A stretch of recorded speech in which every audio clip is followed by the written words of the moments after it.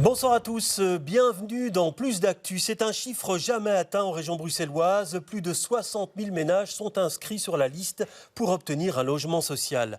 Le nombre ne cesse de grimper. Comment l'expliquer? Comment y faire face? Comment sortir de cette crise profonde? On en parle ce soir avec nos invités.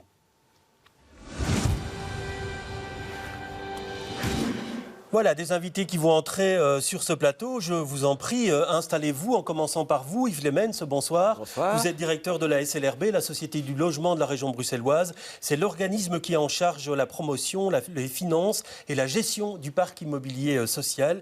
Et puis Lionel Gaudry est avec nous également. Bonsoir. Vous êtes directeur du logement bruxellois.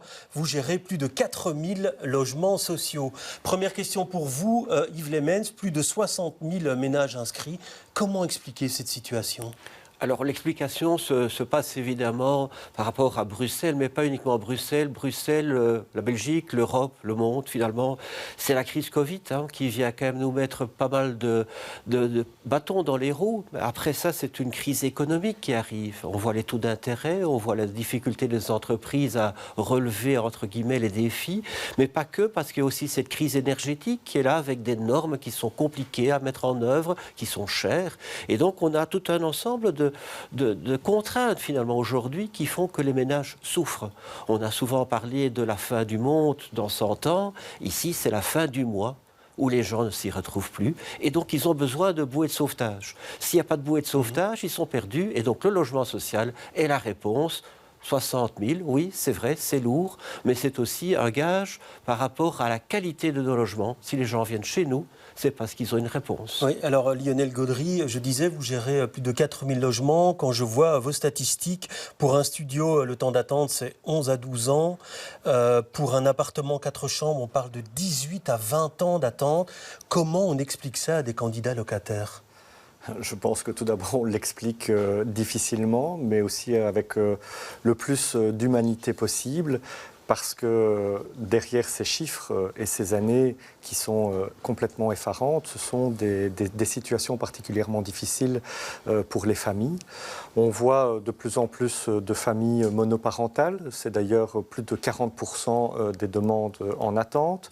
On voit aujourd'hui également arriver des travailleurs que certains qualifient de travailleurs pauvres. On a même également des couples qui travaillent tous les deux et qui n'arrivent plus aujourd'hui à joindre les deux bouts à la fin du mois.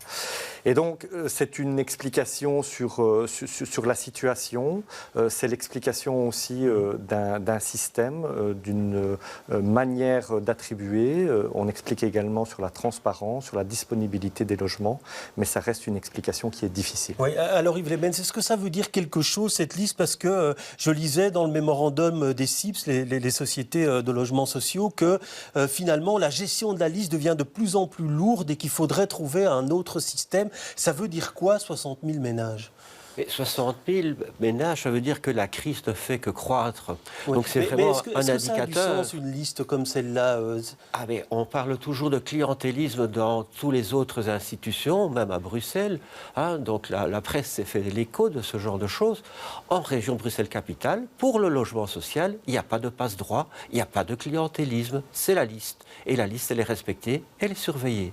Donc c'est une contrainte. Maintenant, c'est vrai que si on prend l'autre élément, à savoir est-ce que c'est rapide, est-ce que ça permet d'apporter des solutions directement aux populations, la réponse est oui, mais parce que c'est lent, c'est lourd. Et donc, il faudrait trouver un système, et on a demandé donc à l'ULB de pouvoir travailler sur des nouvelles pistes, des nouvelles voies, pour à la fois rendre un système transparent, un système également qui est porteur, compréhensible aussi pour les personnes, et travailler dans le bon sens. Parce que finalement, la liste d'attribution n'est que le bon sens, à savoir que quand on a des points de priorité, mais on passe devant pour des raisons objectives et pas pour des raisons, entre guillemets, qui ont été décidées par quelconque politique. Oui, alors malgré la crise, malgré ce nombre de ménages inscrits sur la liste, on voit que plus de 50% des personnes, des ménages à qui on propose un logement, ils le refusent dans un premier temps. Comment expliquer cela, Lionel Gaudry ?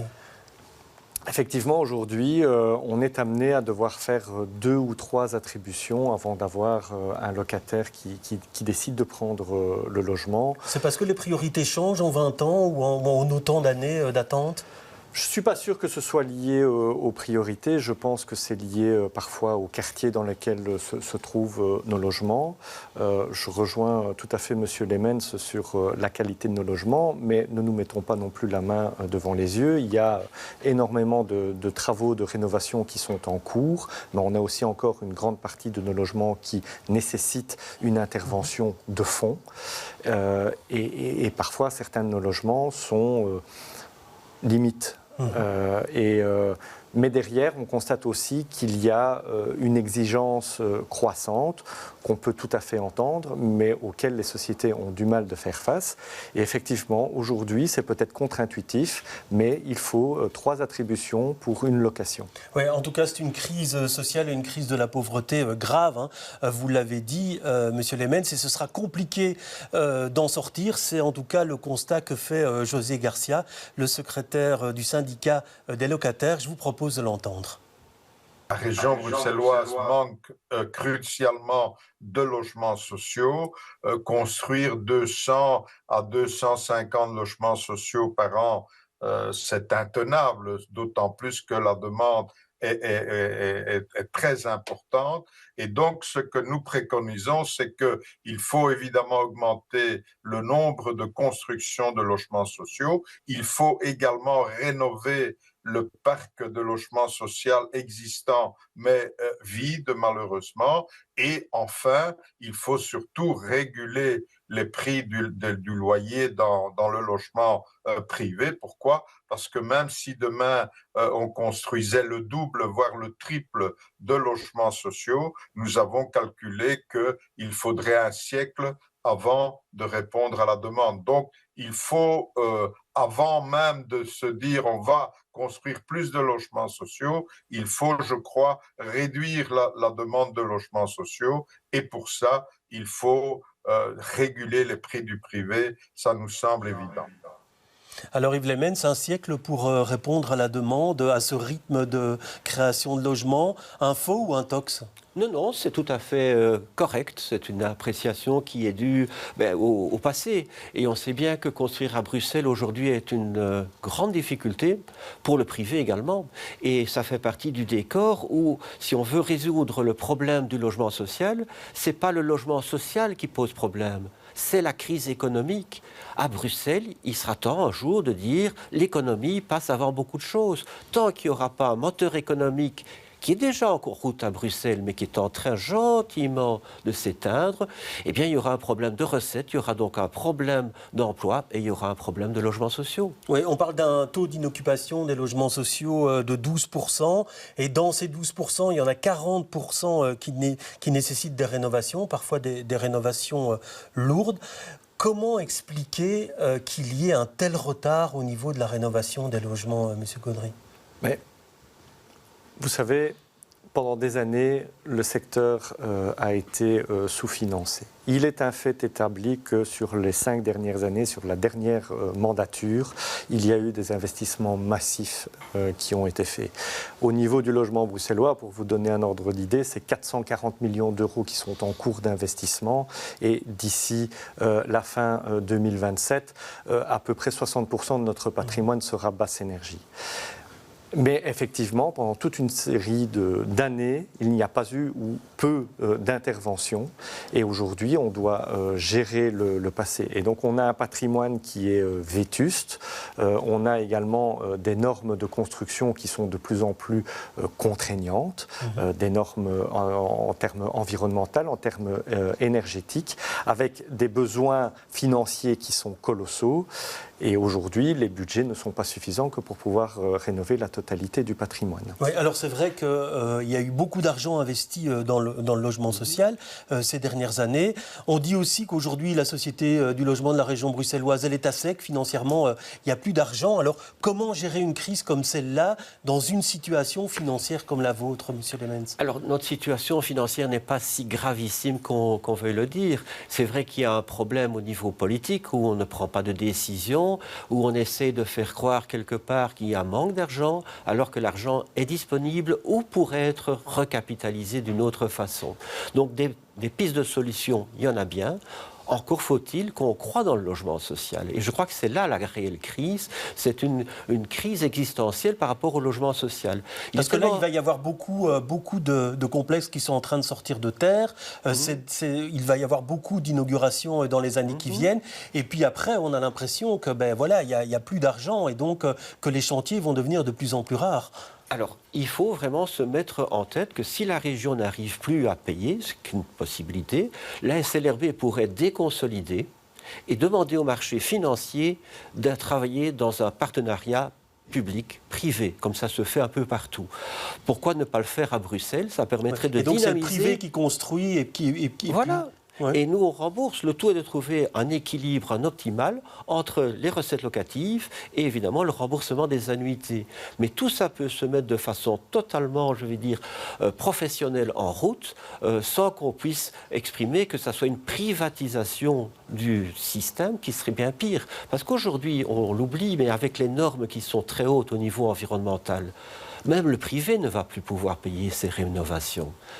Alors que faire? Les gens du privé, les petits propriétaires, vont aussi devoir vendre. À qui? À des multinationales qui, dans un premier temps, feront peut-être amende honorable, mais après, quand ils auront le monopole, les prix vont s'envoler. Oui. Et des capitales comme Berlin en sont l'exemple. Oui, alors comment trouver de l'argent, justement, dans un contexte budgétaire qu'on sait extrêmement compliqué pour la région bruxelloise dans les années qui viennent? Et pourtant, l'urgence logement, elle est là.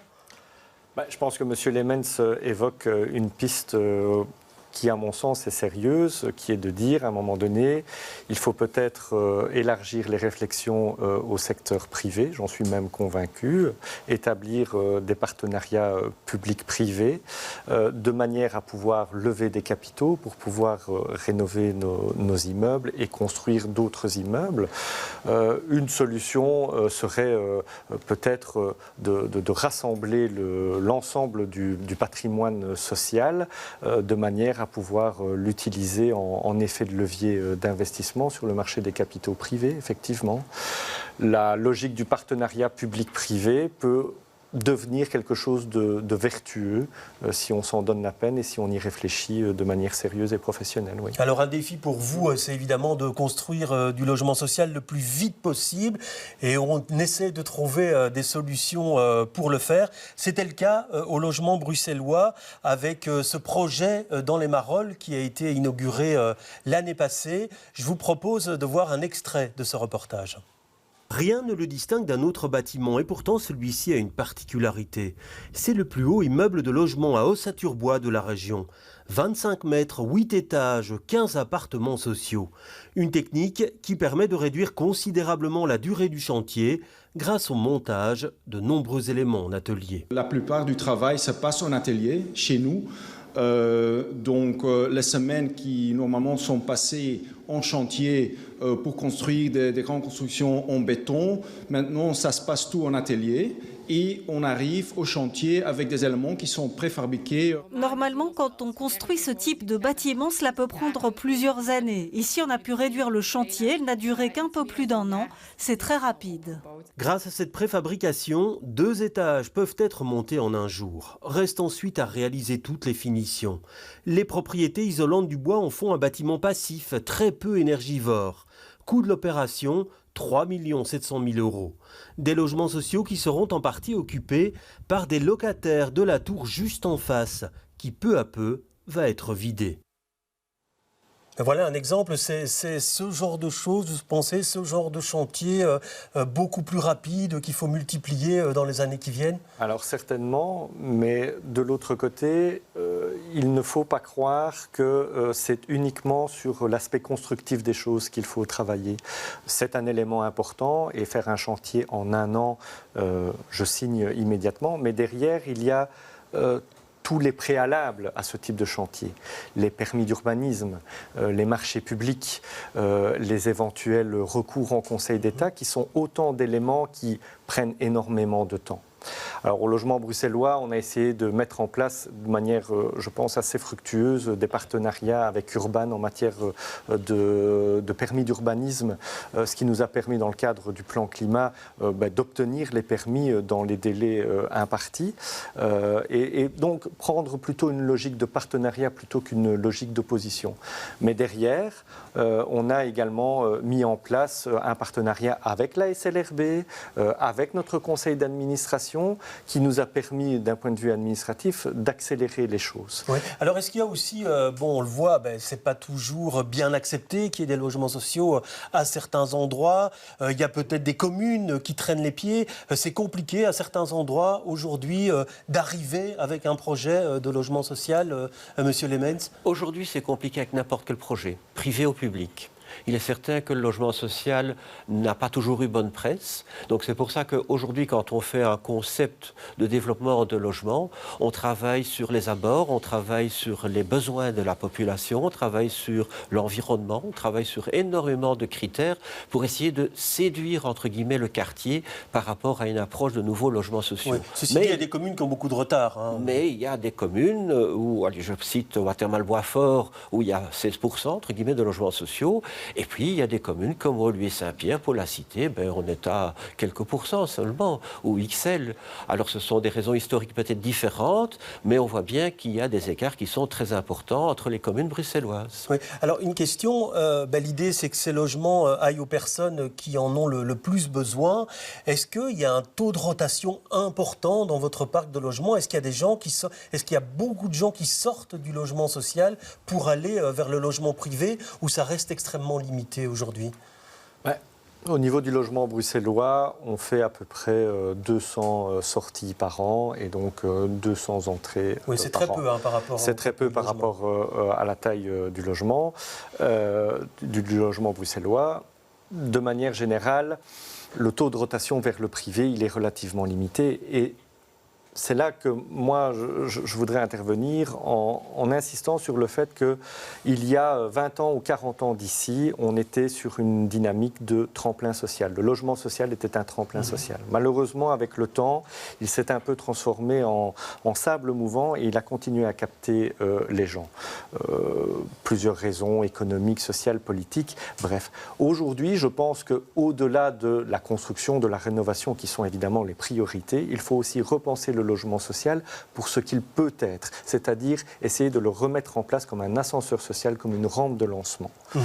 Donc ça veut dire que le logement social à vie, aujourd'hui, c'est une réalité, Monsieur Lemens? C'est une réalité qui est factuelle, alors que les baux sont à 9 ans aujourd'hui. Donc en 2012, il y a eu un changement de paradigme, donc on est passé du bail à durée illimitée vers le bail à durée limitée. Et ça a entraîné une plus grande rotation, ça, ou pas vraiment? Et non, parce que la crise est passée par là.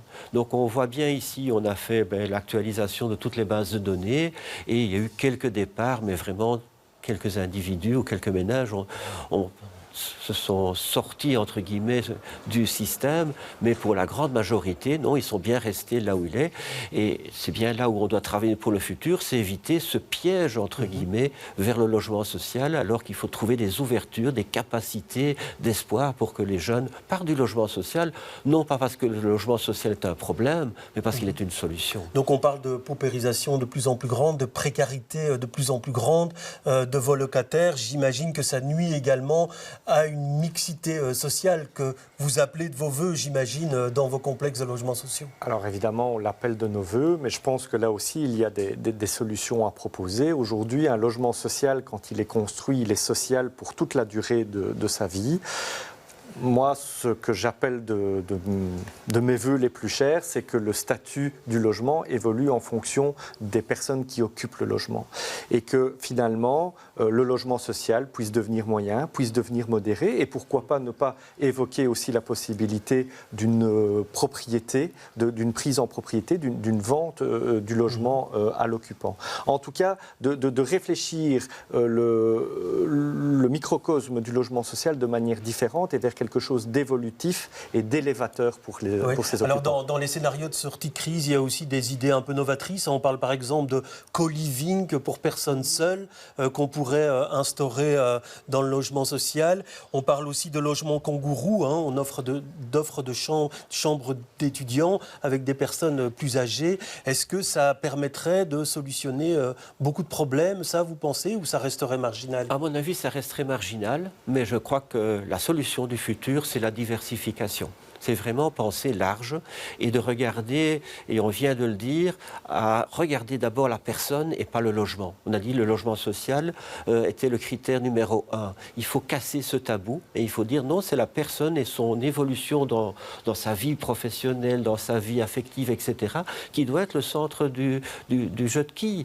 Sinon, on va arriver à des réels problèmes. Et donc, il faut aussi passer par peut-être une diversification au niveau de la SLRB. Donc, on est toujours resté sur la location pure et dure. Il faudrait peut-être passer justement par le bail acquisitif et peut-être par les logements kangourous ou par les projets de société. Oui, ça, c'est un débat politique qui... Mais voilà, il faut ouvrir. Parce que si on ferme, on aura malheureusement financièrement aussi une fermeture. Oui. Donc, quelque part, si on veut survivre dans un élan collectif, eh bien, il faut permettre que ce soit au logement local ou à la SLRB de redynamiser le système et de travailler sur des solutions. Oui, alors une autre question politique qu'on évoque pour l'instant, c'est une grille des loyers dans le logement privé qui aurait force de loi, réguler les locations, les prix de location. Vous pensez que ça peut être une solution aussi pour désengorger ces listes de logements sociaux? Je pense que c'est une question qui est extrêmement pointue. D'un côté, réguler le marché privé pourra peut-être amener toute une série de ménages à pouvoir joindre les deux bouts en fin de mois et ça peut être quelque chose d'intéressant. Mais de l'autre côté, on vit dans un système économique qui est ouvert et on sait aussi qu'une intervention légale forte sur les loyers pourrait amener certains propriétaires à prendre la décision de vendre ou tout simplement de ne plus mettre en location, ce qui pourrait aggraver les choses. Je pense que New York, dans les années 70, a été le témoin, entre autres, sur le blocage de loyer. Maintenant, encadrer le loyer et limiter son indexation à minima par rapport à l'indexation santé et ne pouvoir le faire qu'une fois par an de manière limitée permettrait peut-être de limiter la problématique. Ouais, il reste 30 secondes, une réponse rapide sur ce point-là, encadrer les loyers avec obligation. Je crois que c'est un débat très compliqué, purement politique, mais quelque part économiquement, il faudrait aussi que les propriétaires puissent continuer à assumer la rénovation des biens et sans indexation. Je crois qu'ils n'y arriveront pas et qu'ils seront alors dans une impasse totale et le locataire également. Merci en tout cas d'avoir débattu de cette question du logement social avec nous. Plus d'actu, c'est terminé pour ce soir, mais je vous retrouve demain avec beaucoup de plaisir. Très bonne soirée à tous. Bonne soirée.